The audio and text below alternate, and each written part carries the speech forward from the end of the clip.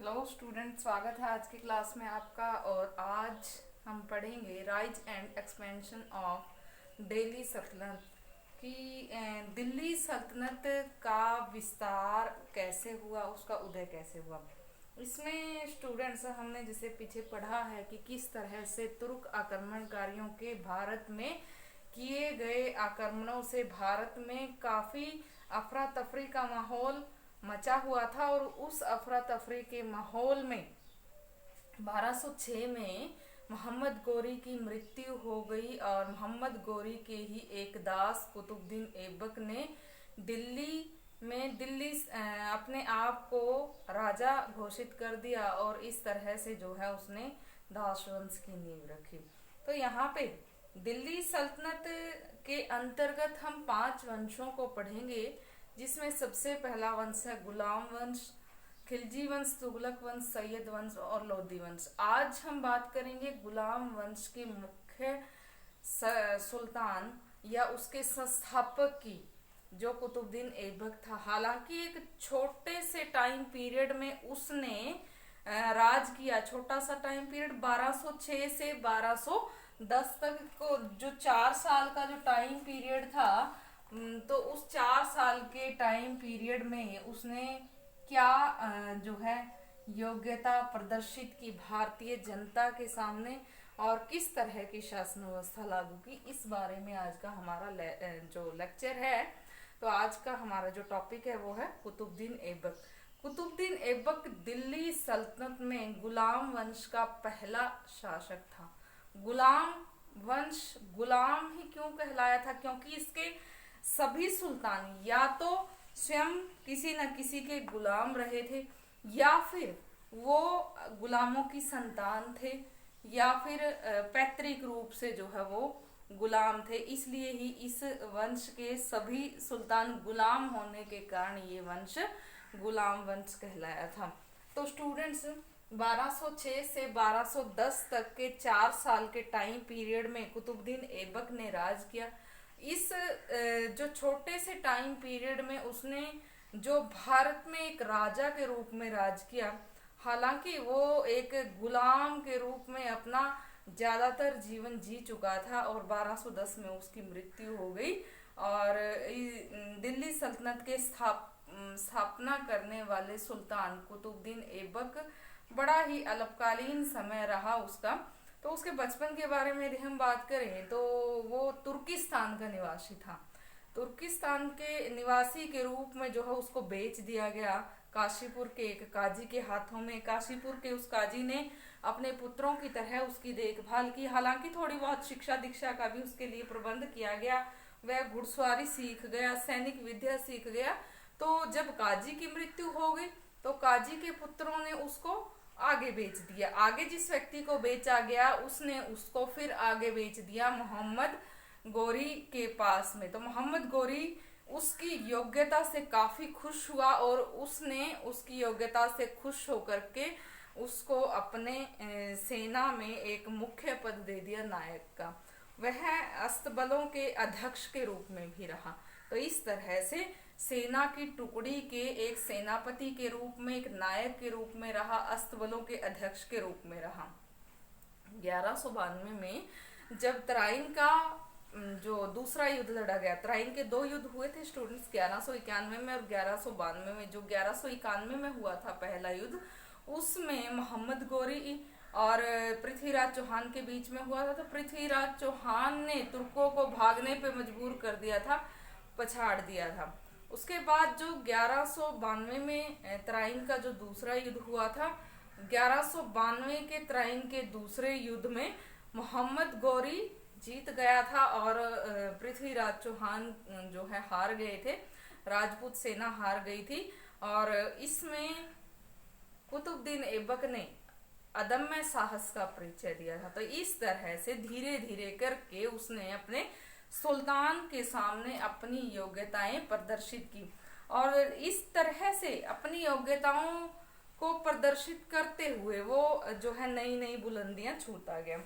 तो उसके बाद जो है 1192 के बाद उसने विभिन्न मेरठ के और अजमेर के विद्रोहों का दमन किया, जो उस समय पे, हालांकि यहाँ पे क्या होता था कि तुर्क आक्रमणकारी आते थे और वो यहाँ पे लूटपाट करके चले जाते थे। ऐसा ही जो है मोहम्मद गोरी ने भी किया था। पहले जो है, इससे पहले जो महमूद गजनवी था, भारत में 1712 आक्रमण करने वाला आक्रमणकारी, वो भी ऐसा ही करता था। तो ये चला गया, तो यहाँ पे इसको प्रशासक नियुक्त कर गया कुछ एक प्रदेशों का। तो उसने प्रशासक पद पे रहते हुए बहुत जो है अपनी योग्यता का परिचय दिया और उस समय होने वाले विद्रोहों को बड़ी तेजी से उसने दबा दिया। तो यहाँ पे कन्नौज और जो उसके आसपास का एरिया था, लखनौती का जो एरिया था, बिहार का जो एरिया था, उसके विद्रोहों का दमन किया और वहां पे उसने अपना जो है कब्जा जमाए रखा। तो इस तरह से 1206 तक उसने संपूर्ण उत्तर भारत के प्रमुख इलाकों में अपनी पैठ जमा ली। मोहम्मद गौरी की 1206 में मृत्यु हो गई, तो उसने अपने आप को एक स्वतंत्र सुल्तान के रूप में जो है घोषित कर दिया और दिल्ली की गद्दी पे वो बैठा। तो इस तरह से 1206 में वो एक मलिक के रूप में गद्दी पे बैठा था। ये जो मलिक की उपाधि थी, ये मलिक की उपाधि उस समय पे तुर्क जो जाति थी, उसका जो मुख्य राजा था या सरदार था, वो अपने विश्वास पात्रों को या मुख्य समझे जाने वाले व्यक्तियों को ही वो देता था। तो इसको इसकी योग्यतावश एक गुलाम से जो है इसने इतनी सीढ़ियां ऊपर चढ़ दी थी कि ये मलिक की उपाधि इसको मिल गई। तो यहाँ पे मलिक की उपाधि धारण किए हुए इसने, और साथ में सिपह सालार के रूप में, सिपह सालार एक तरह का गवर्नर होता था किसी भी कस्बे का या एक नगर का। तो क्योंकि वो जो है एक मलिक की उपाधि, वो अपने आप को गुलामी से मुक्त नहीं कर पाया था। गुलामी से मुक्त करने के लिए एक दास्ता पत्र प्राप्त करना जरूरी होता था कानूनन, और वही व्यक्ति सुल्तान बन सकता था जो अपनी हैसियत के अकॉर्डिंग, अपनी हैसियत जो गुलाम की उसकी हैसियत है उससे ऊपर उठ करके जो वो प्रपत्र प्राप्त कर ले, दास्ता मुक्ति प्रपत्र प्राप्त कर ले और फिर वो सुल्तान बन सकता था। तो 1206 में जो वो सुल्तान बना वो गुलाम ही था, इसीलिए उसने अपने आप को एक मलिक के रूप में, एक सिपह सालार के रूप में ही लोगों के सामने पेश किया, न कि एक राजा के रूप में। और उसने 1206 से लेकर के 1210 तक शासन किया। 1208 में उसने अपने आप को दास्ता से मुक्त करवाया, दास्ता मुक्ति पत्र प्राप्त किया और वास्तविक रूप में 1208 में वो लोगों के या दिल्ली के राजा के रूप में लोगों के सामने पेश हुआ। तो 1210 तक उसने शासन किया। जब वो गद्दी पे बैठा तो भारत में जो दिल्ली का राज सिंहासन था उसको संभालने के लिए उसके सामने बहुत सारी समस्याएं मुंह बाए खड़ी थी। वो कौन कौन सी समस्याएं थी, सबसे पहले हम उनकी बात कर लेते हैं। वह एक गुलाम था, तो एक गुलाम के अधीन जनता कैसे जो है टिक करके रह सकती थी, जनता को वो कैसे एक प्रशासक के रूप में संभाल पाएगा, ये उसके सामने सबसे बड़ी समस्या थी। दूसरी समस्या थी कि उसके जो समकालीन उसके साथ के ही जो प्रशासक नियुक्त किए गए थे अन्य जगहों के, अन्य जो प्रांत थे उनके, तो वो उसके समकालीन प्रशासक या शासक थे जो गौरी द्वारा अन्य जगहों पे नियुक्त किए गए थे, वही उसको अपना सुल्तान स्वीकार नहीं कर रहे थे। आम जनता कहाँ से उसको अपना सुल्तान स्वीकार एकदम से कर पाती, ये दूसरी समस्या थी। तीसरी जो समस्या थी कि जो हिंदू राजा थे वो धीरे धीरे अपनी शक्तियां बढ़ा रहे थे, उनकी शक्तियों पे अंकुश लगाना भी कुतुबुद्दीन ऐबक के लिए एक चुनौती से कम नहीं था। तो ये उसके सामने तीसरी समस्या थी कि जो हिंदू राजा हैं उनको किस प्रकार से रोका जाए। अगली जो समस्या थी वो थी उसके जो प्रांत थे उनकी सीमाओं की सुरक्षा का प्रबंधन वो किस प्रकार से करे, ये उसके सामने अगली समस्या थी। और उसके सामने एक और समस्या थी कि देश की जो बिखरी हुई अस्त व्यस्त बिगड़ी हुई अर्थव्यवस्था है उसको कैसे संजोए और किस प्रकार से जो है उसको वो पुनः संगठित करे, ये समस्याएं थी। शुरुआत में जब वो गद्दी पे बैठा तो उसको सबसे पहले इन समस्याओं का निराकरण करना था। तो इन समस्याओं के निराकरण के लिए जो है उसने प्रयास किए और कुछ एक सफलताएं भी प्राप्त की। तो उसकी सफलताओं की हम बात कर लेते हैं कि कौन कौन सी सफलताएं उसने सुल्तान रहते हुए प्राप्त की। तो उसकी पहली जो सफलता थी वो थी ताजुद्दीन यलदौज से संघर्ष। ताजुद्दीन यलदौज से संघर्ष। ताजुद्दीन यलदौज से उसने सबसे पहले टक्कर ली जब वो जो है दिल्ली की गद्दी पे सिपह सलार के रूप में बैठा। तो उसको पता चला कि गजनी में, हालांकि गजनी में मोहम्मद गोरी की मृत्यु के बाद स्थिति अस्त व्यस्त हो गई। तो जब वहां स्थिति अस्त व्यस्त हो गई तो ताजुद्दीन यलदौज ने गजनी पर अधिकार कर लिया। तो गजनी जो है मोहम्मद गोरी के अधीन था, तो ये उसको सहन नहीं कर पाया। कुतुबुद्दीन ऐबक ताजुद्दीन यलदौज से टक्कर लेने गजनी पहुंचा। गजनी से वो भाग खड़ा हुआ। उसने जो है कुतुबुद्दीन ऐबक ने ताजुद्दीन यलदौज को भागने पे मजबूर कर दिया। वो भाग करके पंजाब आ गया। फिर उसने उसका पंजाब तक पीछा किया और उसको पंजाब से भी खदेड़ दिया। तो पंजाब से भी खदेड़ने के बाद जो है उसको ये बहस आने लगा कि गजनी में कहीं कोई और जो है अब अपना अधिकार न जमा ले, और उसको भय था कि ख्वारिज्म का शाह कहीं उस पर अपना भय न जमा ले। फिर वो गजनी गया दोबारा से। फिर जो है वो वापिस आ गया और वापिस आकर के उसने भारतीय साम्राज्य को ही सुदृढ़ता जो है सुदृढ़ करने का सोचा। और ताजुद्दीन यलदौज से उसका जो संघर्ष था वो लंबे समय तक नहीं टिक पाया और बाद में ताजुद्दीन यलदौज ने दोबारा से गजनी पर फिर से अधिकार कर लिया। तो ये उसकी सफलता ना होकर के एक संघर्ष के रूप में ही रहा। अगला है दास्ता मुक्ति पत्र। ये उसकी सफलता कही जा सकती है।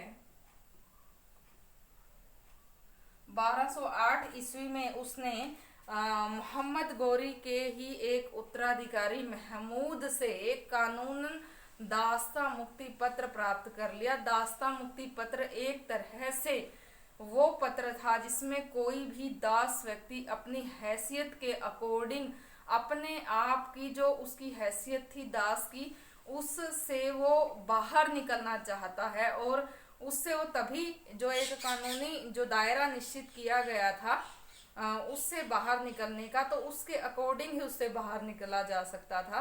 तो ये जो है गुलाम था मोहम्मद गोरी का। मोहम्मद गोरी की मृत्यु हो चुकी थी, तो अब उसके एक उत्तराधिकारी महमूद को उसने जो भी जो है पे करना होता था वो प्रपत्र प्राप्त करने के लिए वो पे किया और अपने आप को जो है एक स्वतंत्र शासक के रूप में दिल्ली की गद्दी पे वो अब 1208 में बैठा और जो है उसने दास्ता मुक्ति पत्र प्राप्त कर लिया, जो उसकी एक महत्वपूर्ण सफलता कही जा सकती है। अगली सफलता है बंगाल में विद्रोह का दमन। बंगाल में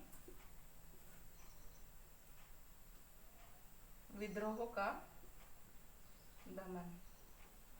बंगाल में जो है उसका ये कुतुबुद्दीन ऐबक का पुत्र अली मर्दान एक शासक के रूप में शासन कर रहा था, लेकिन जो उस समय पे बंगाल के आसपास के ही अमीर सरदार थे तो वहाँ पे बख्तियार खिलजी की मृत्यु हो गई और बंगाल और बिहार के इलाकों में जिस पे अली मर्दान का कब्जा था काफी समय से, तो उसको वहां से खदेड़ने पे मजबूर कर दिया वहां के खिलजी सरदारों ने और उनमें अफरा तफरी मच गई वहां की जो शासक के पद को हथियाने के लिए। तो यहाँ से अली मर्दान बंगाल से बिहार से खदेड़ा गया, तो वो अपने पिता के पास दिल्ली आया और यहाँ से उसके सामने मदद की गुहार लगाई। तो फिर उसने कुतुबुद्दीन ऐबक ने अपने एक विश्वास पात्र सरदार को अली मर्दान के साथ भेजा।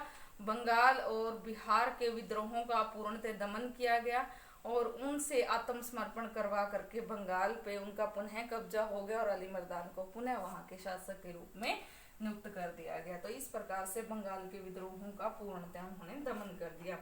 अगला है वैवाहिक संबंध। तो यहाँ पे होता क्या था किसी भी समय के सुल्तानों की कूटनीति को हम पढ़ेंगे तो हम ये देखेंगे, साम दाम दंड भेद हर तरीका वो अपनाते थे अपने आप की शक्ति बचाने के लिए, राजनीतिक स्थिति बचाने के लिए या अपनी पैठ जमाने के लिए।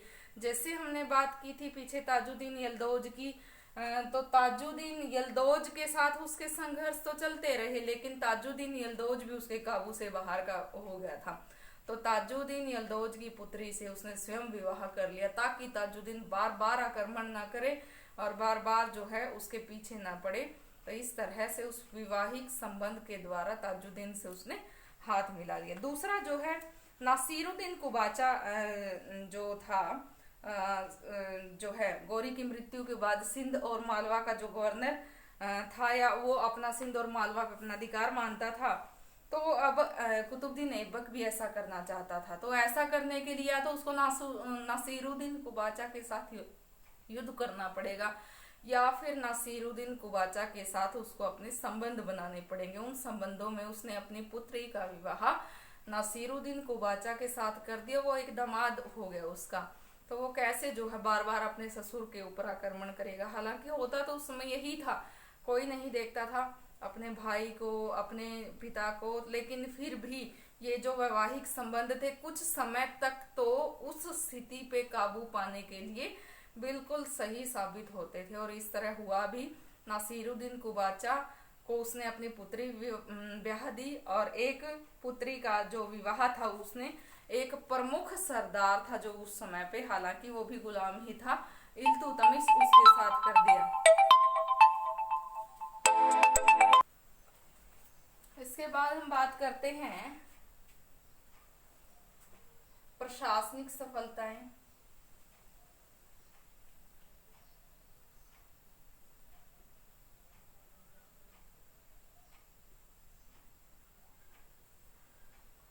तो यहाँ पे प्रशासनिक सफलताओं के रूप में हम कह सकते हैं कि दिल्ली को उसने अपनी राजधानी बनाया। उस समय के प्रमुख प्रांतों में उसने अपने वफादार गवर्नर नियुक्त किए, और स्थानीय प्रशासन को उसने पहले की तरह रहने दिया, और जिस तरह से पहले से चल रहा था उसमें कोई तब्दीली नहीं की गई, कोई जो है बदलाव नहीं किया गया। तो इस तरह से प्रशासनिक सफलताएं उसकी रही। उसके बाद हम बात करते हैं इसकी कला और साहित्य की।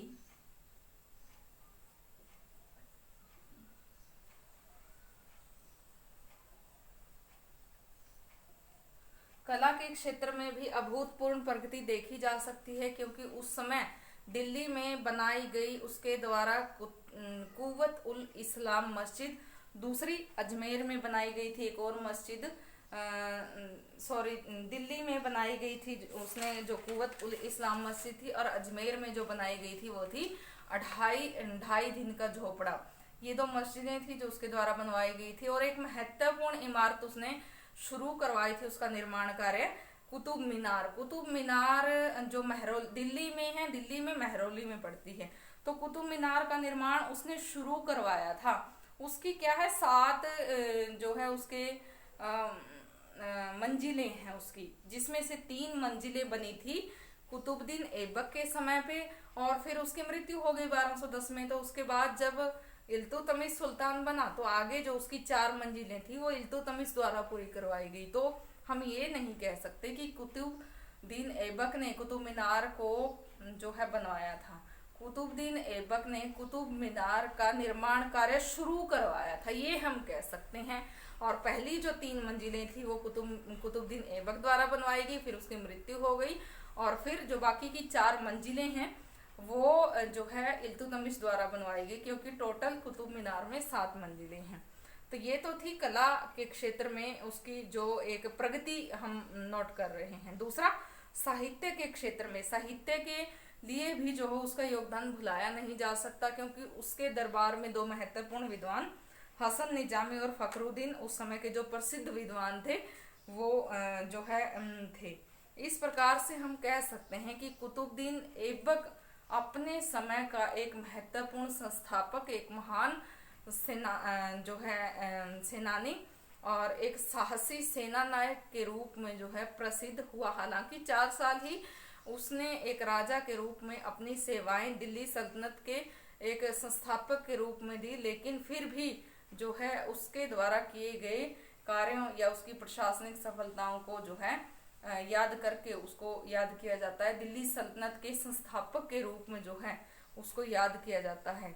तो 1210 में वो लाहौर गया हुआ था, तो लाहौर में चौगान खेलते हुए, चौगान या पोलो का खेल उसको कहते हैं, पोलो खेलते हुए घोड़े से गिर करके उसकी मृत्यु हो गई। लाहौर में ही उसको दफनाया गया, और लाहौर में ही उसको जहाँ पे दफनाया गया था, क्योंकि जो ये मुस्लिम लोग हैं इनको दफनाया जाता है, दफनाया गया था, तो वहां पे एक साधारण सा स्मारक बना दिया गया। उसके बाद लाहौर में जब ये समाचार फैला कि उसकी मृत्यु हो गई है, तो उसकी मृत्यु का समाचार सुनते ही उसके लाहौर में जो विश्वास पात्र थे उन्होंने उसके पुत्र आराम शाह को गद्दी पे बैठा दिया।